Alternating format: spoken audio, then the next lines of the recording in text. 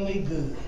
And the next thing I want you all to do, and I want you to raise your left hand. Everybody raise their left hand. And I want you to bow your head. And I want to whisper because I know a lot of times when Satan whispers to you, he comes late and he talks real secretive to you. He don't want anybody to hear. And this is what I want you to say with me. And you say it right after me.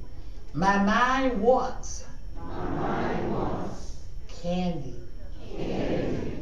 My mind wants. My mind wants. Salty foods. Salty foods. My mind wants. My mind wants. Chocolate. Chocolate.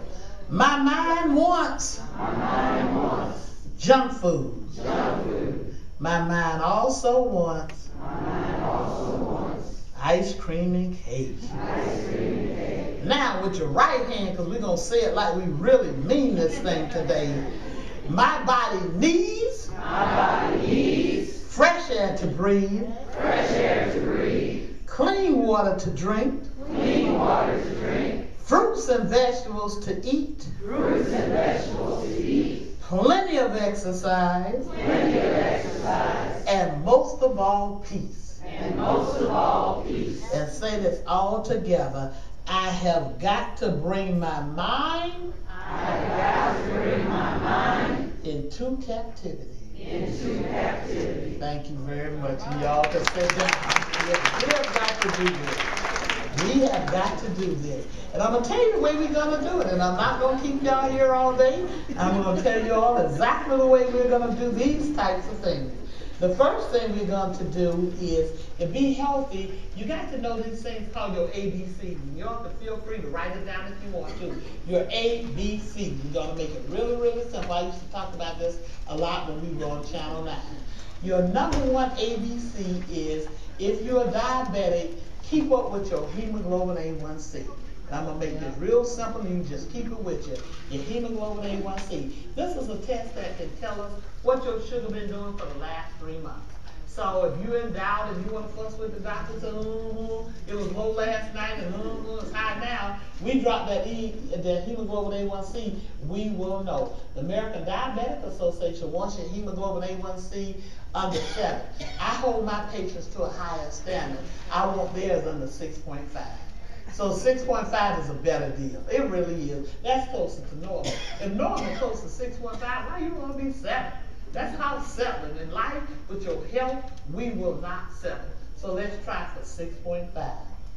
Next thing you want to know is always your blood pressure. That's the part of the beat. They lowered the blood pressure. Years ago when I was in training, we used to think 140/90 was not so bad. But now we found out 120 to 120/30 really is ideal.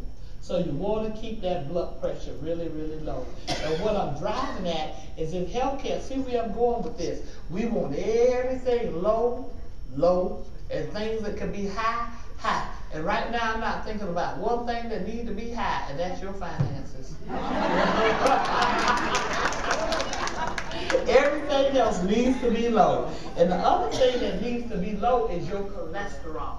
So just remember that little dance you do when they hold a little pole and you go, how low can you go? Well, we need all of these things low. Your cholesterol, especially that one called the LDL cholesterol, but that's the one that clogs your arteries up. It's like throwing hair in a drain. All day, all night, throwing hair in the drain. One of these days, everything's going to bubble back up. The human body is the same way. When you keep putting stuff in it that the body can't effectively get rid of, sometimes it's going to start giving you some problems. So those are the things that you really want low. And make sure you ask your doctor to check them for you on a regular basis. Or go to a health fair. A lot of places check them for free. But you always do write them in the back of your Bible on a little piece of paper to keep those things low. Because I'm trying to get you guys to this 131 years. And I know we can do it because the oldest man right now is 127. And he's still tilling his garden every day. So we can do this. We just got to do it. The next thing you want to know is always be familiar with your family history. As parents, especially older parents, they don't like to tell you what's going on with them. They always look at you like they're little kids. And they really don't like to tell it all, but if you can pry them just a little bit to find out what's going on with their health care, it can help you down the road because you cannot run away from the DNA. just can't do it. Certain things, like we even associate with Alzheimer's, with running in family, you cannot get away from that. So that's the other thing that you want to do. The other thing you want to do is try to exercise. Guess what research shows? If you exercise 30 minutes a week, it's better than an antidepressant pill. Isn't that something? Just a little exercise, because when you exercise, you release a substance from your brain called endorphins. Endorphins are responsible for your sense of well-being. That's why I have a girl I exercise with. Oh, I'm such a player hater. She's about 70 years old and she got a six-pack. And every time and it's just terrible. It really, for us that don't have a six-pack, that is really bad. And she has exercised. She started really when she was 40 years old.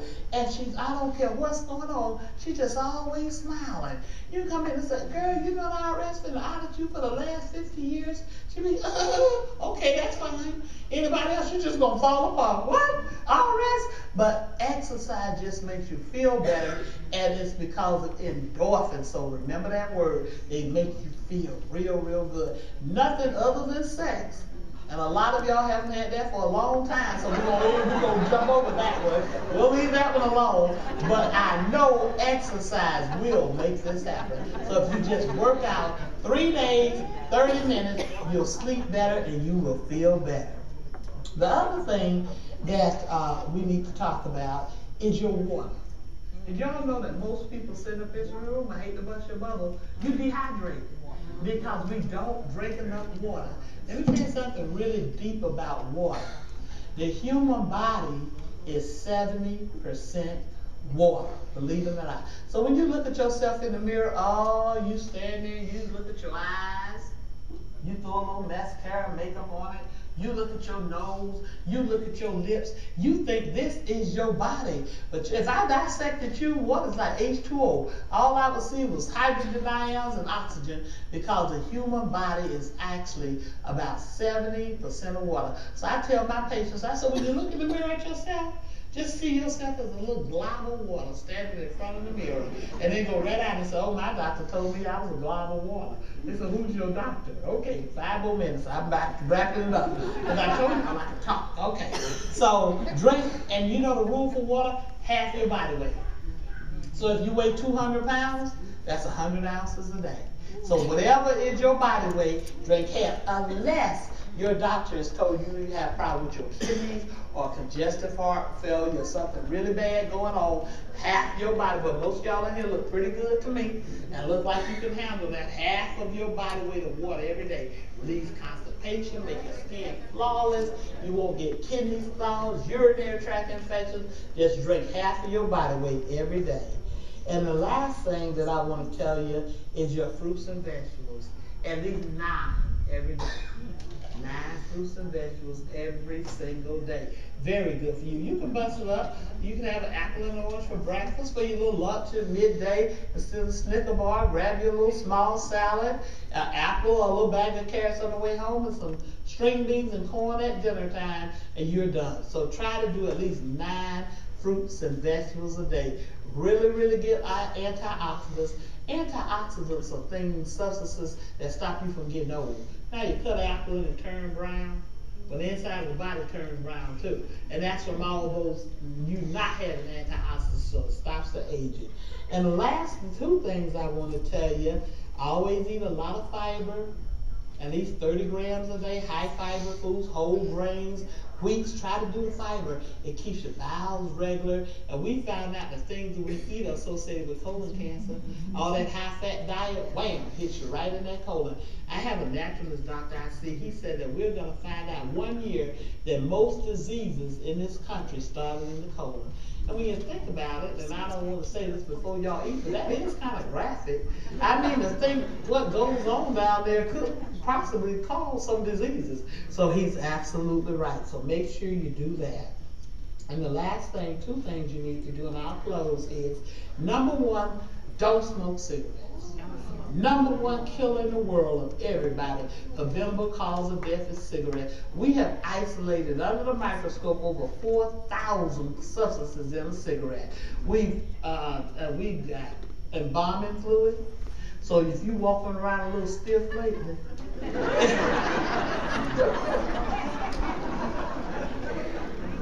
It may be that bombing fluid. We've isolated arsenic.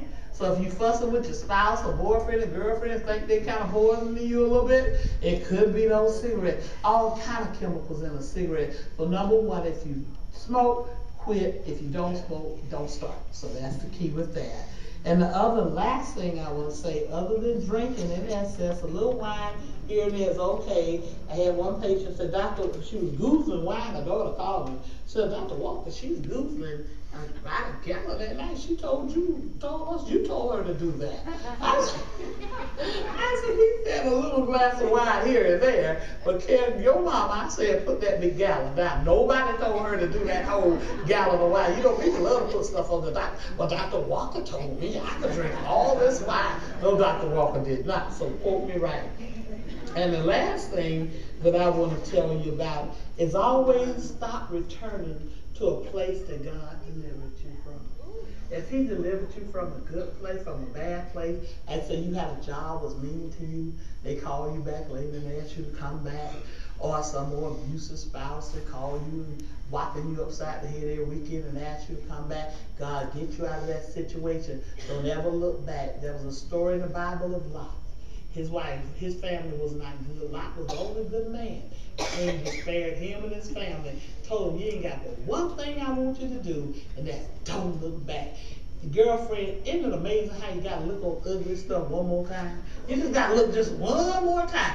Got on the edge of the city, turned around, and she looked. And she turned into a pillar of salt. So when you get delivered from something, just keep it moving. You know what's behind you. You don't know what's in the front of you. So always keep life moving.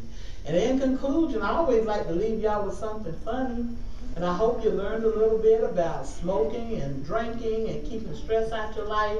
And this is a funny little story a patient told me just the other day. She came in crying. And I'm the kind of doctor, my patients cry, I cry too.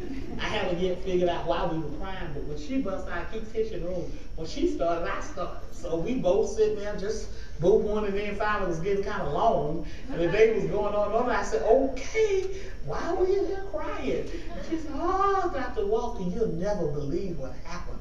I said, what? She said, my husband got a girlfriend. I went, oh no, I put my tissue down there. I went, oh no, he does not.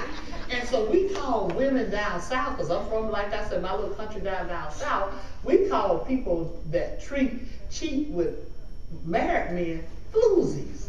So y'all heard the word floozy, y'all heard that before. So I looked at her, and she said she called me the other morning, Dr. Walker, and she's still just boo-hooing.